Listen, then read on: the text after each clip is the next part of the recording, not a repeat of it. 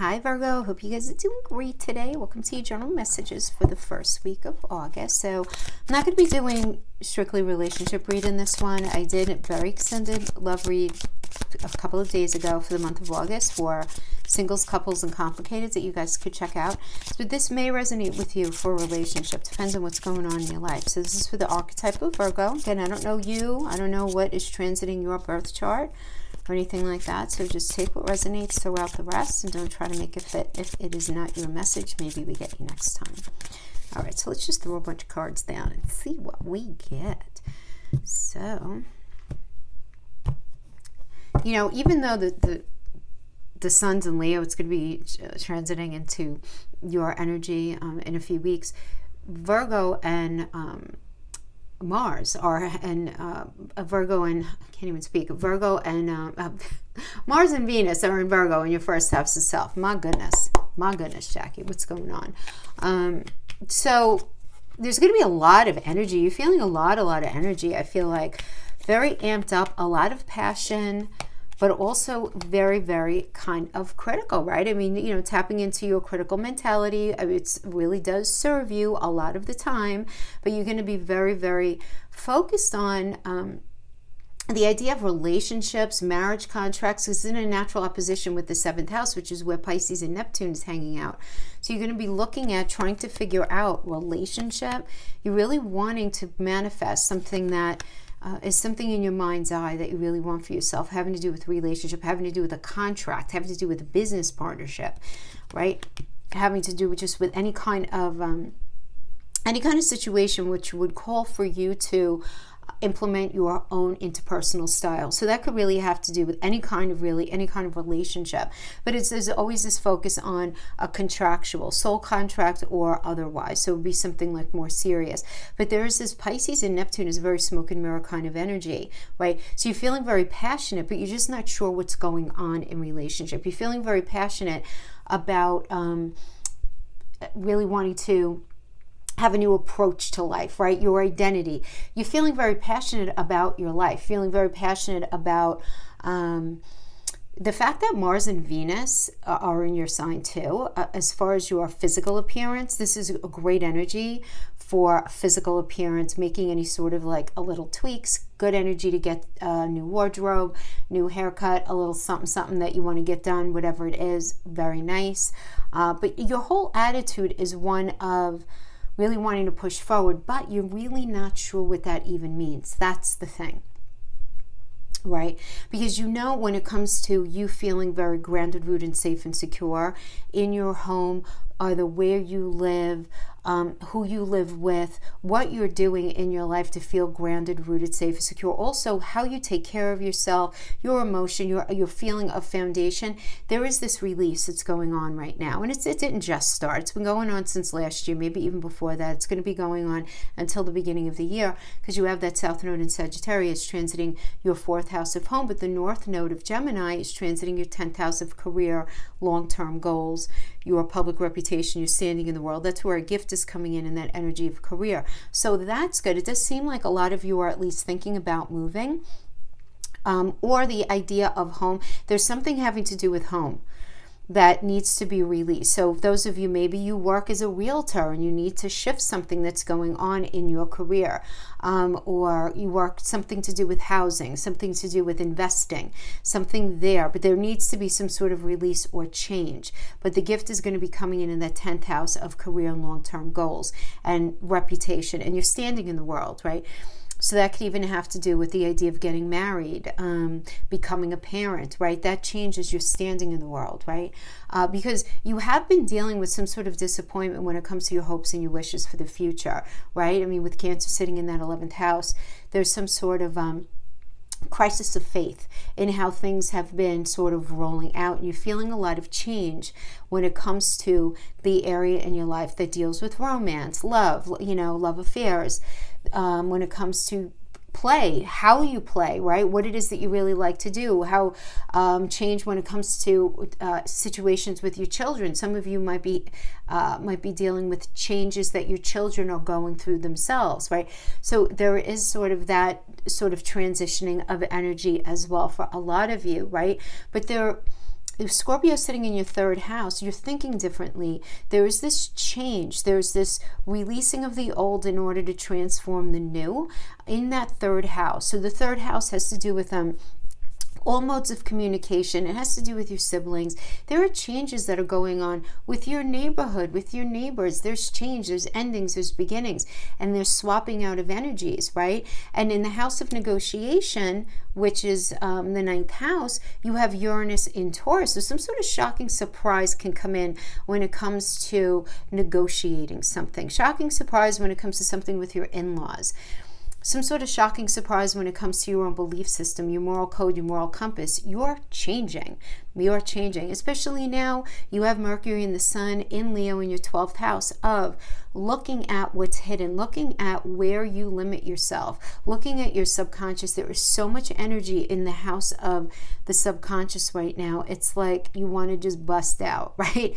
And you're very aware of where you've been feeling small, thinking small, and where you want to kind of branch out into, right? So this is just sort of like the general vibe of your wheel right now for the archetype of Virgo. Getting into the cards, we have the Five of Wands.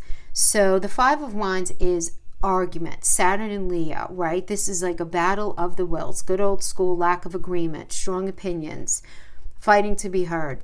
That kind of thing. But, this could also be a call to pay attention to anything that you need to sign. So if you need to sign any kind of contract for a project, a house, a business, a lease for a home, right? Maybe renting, a new job, anything like that.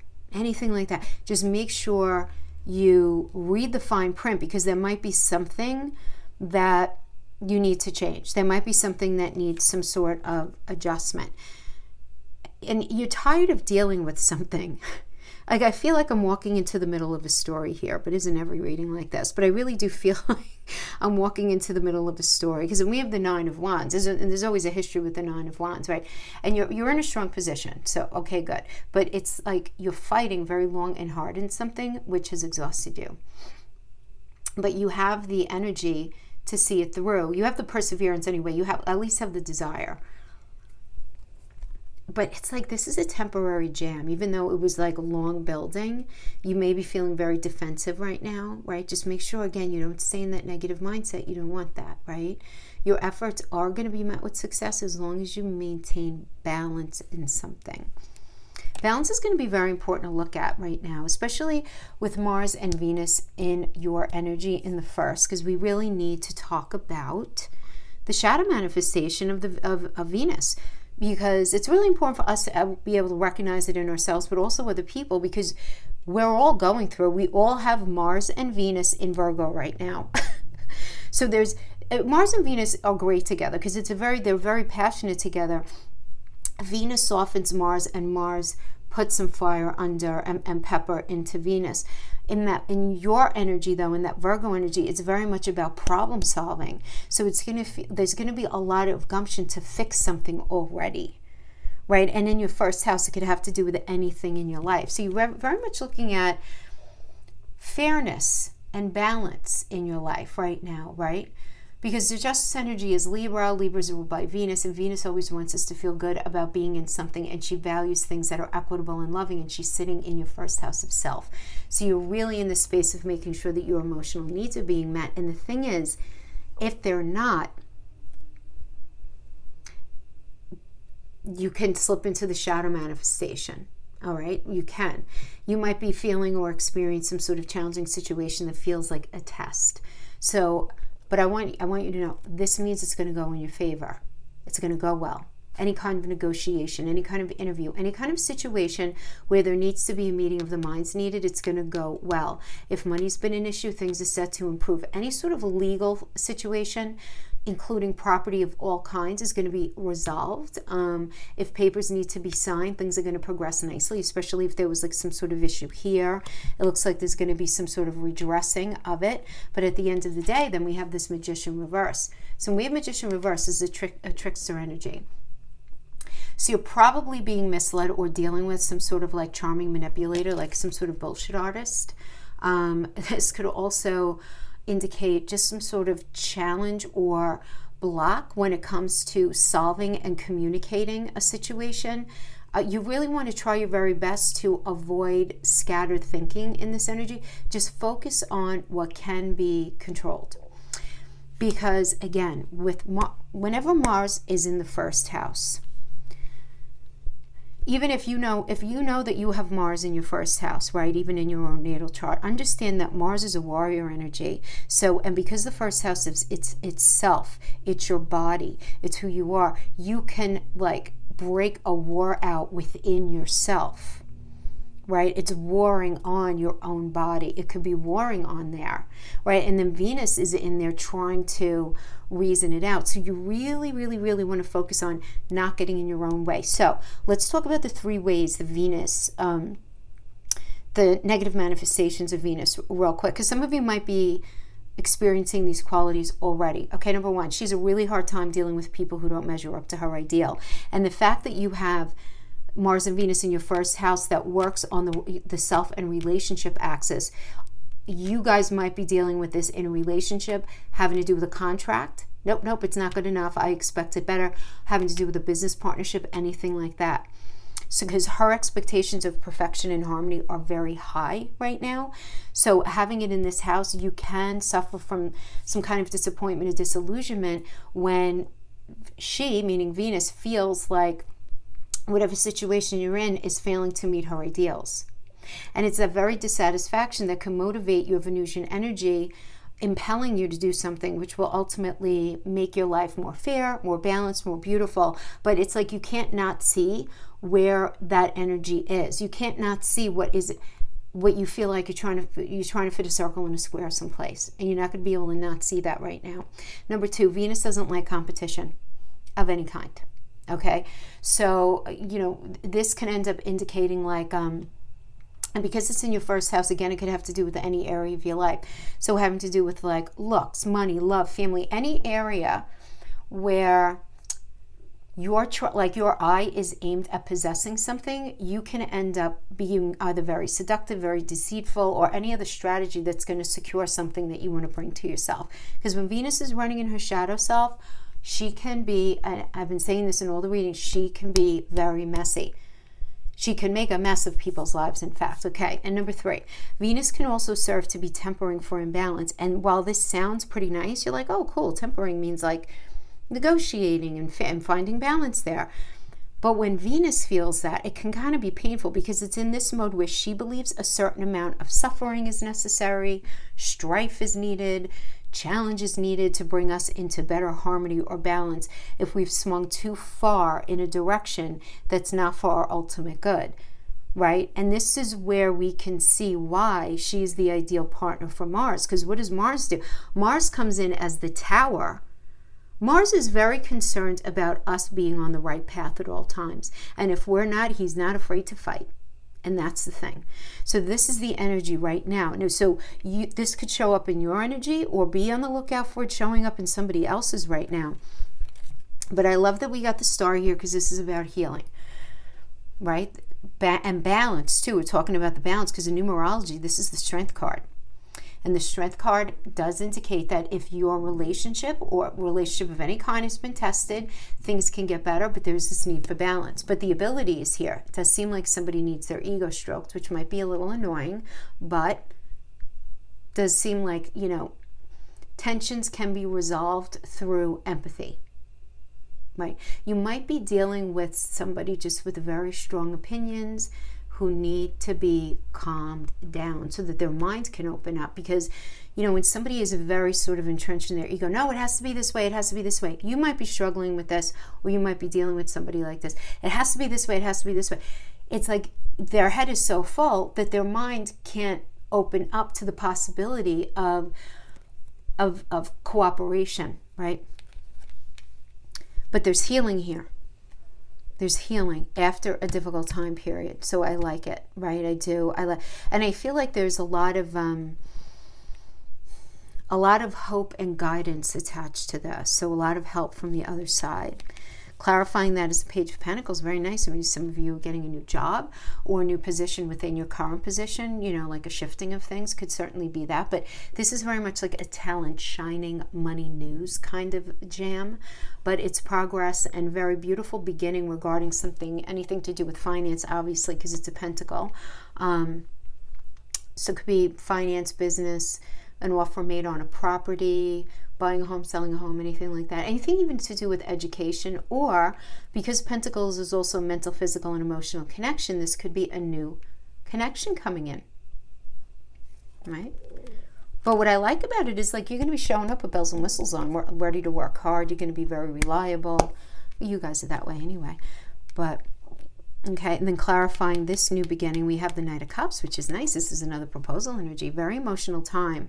So for those of you who are resonating with this as a relationship, a proposal that is going to bring about a very emotional time within your existing relationship. Some of you may be meeting somebody new, getting super wrapped up in a new partner. Just be careful of that. New friends might be coming in right now. So there's some sort of newness that's going on here right now. Just a little heads up though. So there's some sort of new offer. Okay, but whatever, if it's a person, a specific person bringing in a new offer during this time, and they seem to be an idealist. In fact, they seem pretty perfect, right? They want the situation, they want a partner, they want this business deal, they want this contract, whatever it is. And it seems like everybody's on the same page. They might be stuck behind a false persona out of vulnerability and insecurity. I'm not getting like a malice vibe here or anything like that. Just if somebody's presenting something, make sure you don't jump into anything if it seems too good to be true, and just wait to see if they could drop the mask as well. You know, you really want to be very open to real fill in the blank, real love, real relationship, real friendship, solid friends, solid connections, even within family, work that's satisfying, right? And don't judge it by how it looks per se. Try to get to know something a little more deeply before making your opinion on something. But then we have the beautiful Ace of Swords. This is nice. So for relationships, those of you who are in a very tricky place right now, this is getting over past obstacles, getting what you want, thoughts becoming things. But this is just generally a very auspicious energy for all areas of life. New beginnings, Ace, brand new, Swords, truth, communication. So this is new beginnings, decisions, clear thinking, because it's air, in work, love, any other area of life. But it brings us immediate change to your circumstances for the better. You're going to be very mentally agile. Again, it's air. And assertiveness is going to bring success, but don't be too zealous, right? Be assertive, not aggressive here in this energy.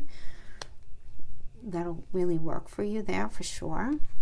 Look at this. We have the Tower. We mentioned the Tower before, right? So there's got to be this necessary surrender of whatever is imbalanced in your life. There's no question.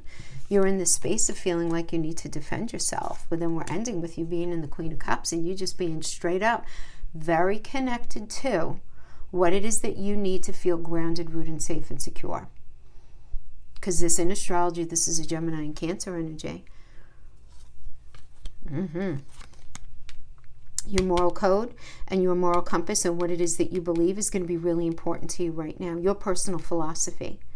That you're going to be dealing with obstacles, that you're going to be able to overcome them. But it's drawing a line in the sand. It's saying, listen, if we're going to do this, if I'm going to be in this, I'm drawing this line in the sand. I'm willing to do that, but I'm not willing to do that. I can't. I'm just not willing. To Mars and Leo energy, right? But to have the Tower clarified by the Devil, I mean, this is pretty obvious here. So, you know, the Tower obviously is a necessary surrender, things being realized, the truth coming out, secrets coming out, whatever it is. And it's just seeing, too, how maybe the red flags have been missed up to this point, having to do with that relationship, that job, whatever that situation is, where if you're really honest with yourself and you sit down and you're like, you know what, I've kind of felt this coming, you know, I sort of knew. For others of you, this can be an internal Tower moment. A lot of you might be going through that. You have the Mercury and Sun and Leo in the 12th and Mars and Venus and Virgo in the 1st. So I wouldn't be surprised if some of you are having an internal Tower moment where you're sitting back and you're recognizing, you know what I've been doing, my whole approach to A, B, and C, it's not serving me. And if I don't make changes in how I approach, because I can only change how I approach something, I'm just going to keep bringing myself the same old nonsense. And I don't want to do that anymore. So it could be that Tower energy.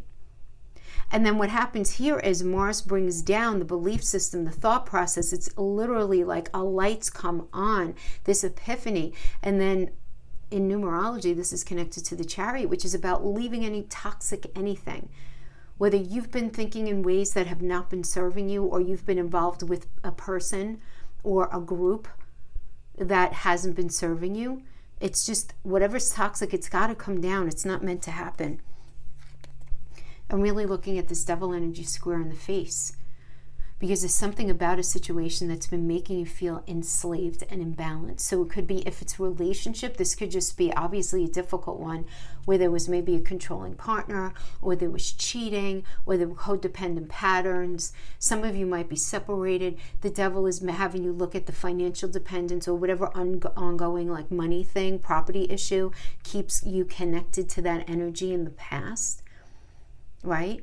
If this has to do with career or money, you experiencing unfair contracts, unfair treatment at work, where you're just not satisfied. You might be working with really unhealthy, like just a toxic work environment, unhealthy people, but you stay because you feel financially trapped, right? You might just be dealing in general with like a domineering situation, like a domineering landlord, or a really difficult roommate or something like that. But it's got to end, right? It's got to end. There's got to be this sort of end. So, there is a lot of change going on in your 5th house of romance, love affairs, children, all that I mentioned before. So maybe looking at that, where there's been some imbalance in that area for sure. You could also look at something going on with your siblings, right? Because you do have Scorpio in the 3rd house of siblings and extended family and your neighbors and where it is that you're living. We have the 7 of Wands. So yeah, again, feeling very sort of defensive of yourself. But getting down to the nuts and bolts of what it is that you need to feel grounded, rooted, safe, and secure. So, inner child.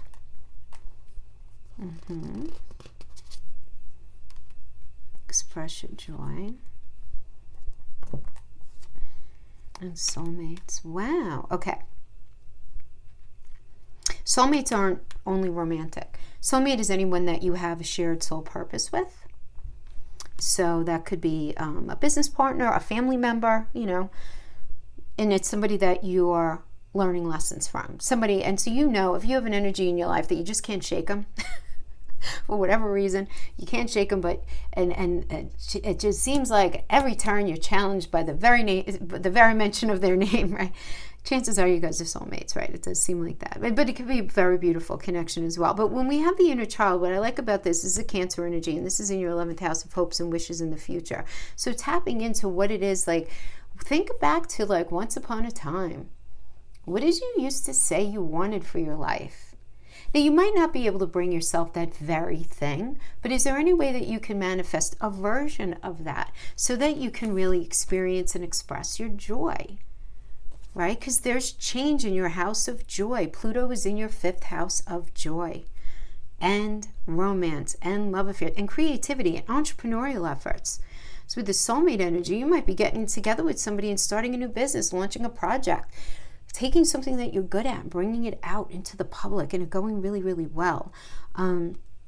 Connecting with somebody on a soul level and developing a really nice relationship.